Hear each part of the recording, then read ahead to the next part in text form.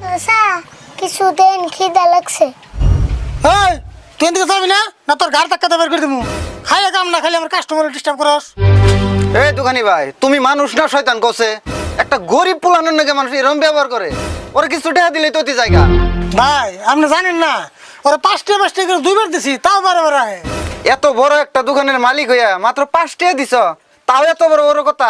ভাই আমি গরিব মানুষ, আমার কাছে 5 টাকা মেলা। আপনি না তো বড় লোক মানুষ, দিয়ে আপনি করে দেন। কই টাকা দিম মানে? এই তুমি কি আমার চিনো?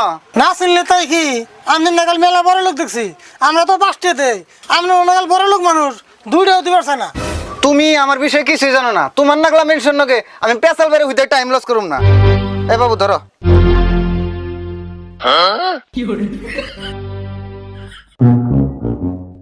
কাকা আমার বুদ্ধিটা কামে লাগছে না?